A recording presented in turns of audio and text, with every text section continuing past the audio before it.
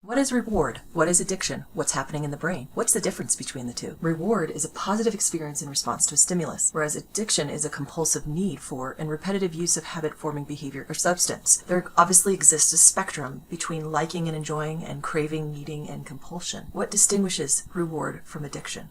We'll explore that, but first, what's in common between the two? The common denominator between the two of them is dopamine. Dopamine is involved in encoding memories, experiences about reward, and attributing importance to the environmental stimuli associated with the reward. Dopamine is produced by the substantia nigra, located in the midbrain, as well as the ventral tegmental area, or the VTA, located right here where the two substantia nigra join at the interpeduncular fossa. The first dopaminergic pathway is one that's typically discussed in motor system presentations. That's called the mesostriatal. This is where dopamine, produced by the substantia nigra pars compacta, projects to the striatum. This is important for the proper selection of motor movement. The next is the mesocortical. This is projections from both the substantia nigra and the VTA to the prefrontal cortex. This is important for motivation, emotional regulation, and executive functions, making decisions based on that reward signal. And the third, which is shown here in the middle, is the mesolimbic, and this is the one in which I'll spend the most time discussing. The mesolimbic pathway is the VTA to the limbic system. This includes the cingulate cortex, the amygdala and hippocampus in the temporal lobe, and a structure called the nucleus accumbens. The function of this is reward-related and aversion-related cognitive processes. For example, incentivizing salience, a desire to do something, creating the pleasure response, the euphoric feeling, and the positive reinforcement.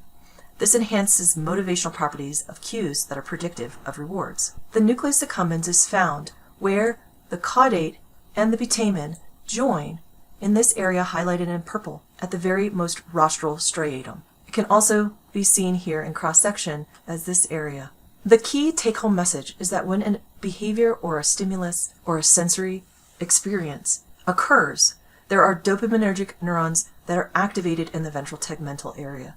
Those axons project to the nucleus accumbens, where dopamine is stored and released, and to the limbic system. Connections are made stronger between activity and pleasure that makes you want to repeat that. And when the reward-seeking or motivational behavior becomes automated, those nucleus accumbens circuits strengthened, and it's now called habit. There's also an anticipatory response shown here. There's a baseline dopaminergic level, and when there's an unexpected reward, there's a spike in dopamine during the reward. This is the first time the learner has experienced the reward. The next time the learner experiences this, there's actually an anticipatory response where dopamine spikes prior to the reward during the cue period, and that spike is higher than what actually occurs during the reward. However, when the learner expects something to occur, there's the dopaminergic spike in the cue period, but if the reward or the pleasurable experience does not happen, there's a dip in dopamine. That's called negative prediction error. So what turns something that's rewarding into addiction? The two key features of this are tolerance, which is a decrease in the effectiveness of a drug or behavior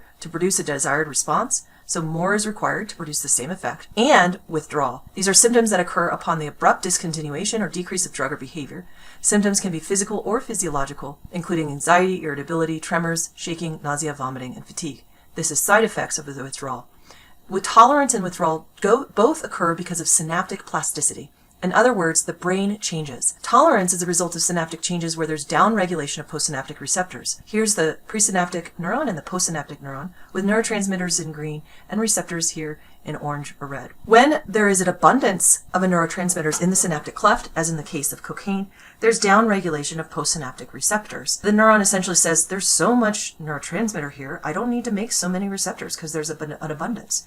Then, when the drug is removed, there's not enough receptors to get the same stimulus, and so the patient goes through withdrawal. Another form of tolerance comes from more efficient synapse cleanup. All of these are forms of synaptic plasticity that are the basis of drug addiction. But addiction is complicated. There's nature and nurture effects, including emotional, affect, mental health, genetics, personal experiences, stress, trauma, and exposure. In summary, these nurture or nature factors could cause somebody to seek out addictive behavior. This triggers an increase in the release of dopamine at the nucleus accumbens. That can lead to this addictive behavior. There's positive reinforcement through the ventral tegmental area, sending dopamine through the medial forebrain bundle, which is a white matter tract connecting the mesolimbic and mesocortical pathways.